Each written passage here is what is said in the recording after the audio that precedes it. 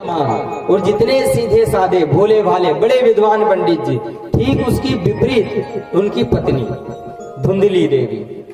इतना झगड़ेलू स्वभाव कि दिन भर में जब तक 2-4 लोगों से लड़ाई झगड़ा ना हो जाए तब तक भोजन ही हजम नहीं होता हमारा। इतना झगड़ेलू स्वभाव। कुएं पे अगर दी पानी भरने जाए तो पड़ोसन से लड़ाई कर ले, या तो खुद कुएं में फेंका जाए, नहीं तो पड़ोसन को कुएं में धकेल के आ जाए। इतना झगड़ेलू स्वभाव।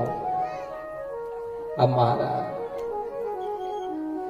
पर पंडित जी फिर भी अपनी भगवत इच्छा समझ करके, भगवान की इच्छा समझ करके अपने जीवन का निर्वाह कर रहे थे। बड़ा भयंकर झगड़ेलू स्वभाव है धुंधली का। और तो और दिन भर में जब तक 1-2 बार झगड़ा नहीं हो जाए तब तक भोजन ही हजम नहीं होता। और अगर दी कोई से नहीं झगड़े तो अपने आप से ही झगड़ ले महाराज। इतना झगड़ेलू स्वभाव।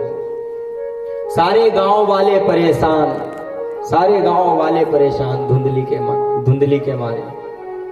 और देखो उनके घर के सामने से अगर दी कोई निकल करके जाए तो पत्थर खींच करके मार दे और घर में जाके छिप जाए, पर लड़ाई करना है कैसे भी करके।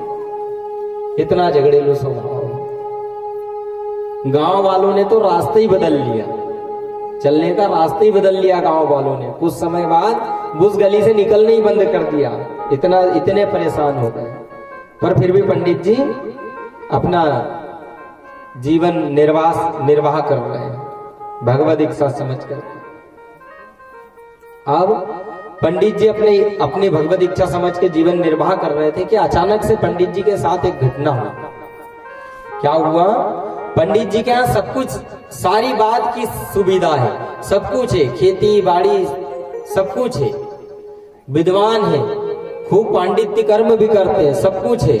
परंतु पंडित जी को केवल एक ही बात का दुख है कि पंडित जी के यहाँ कोई संतान नहीं। अब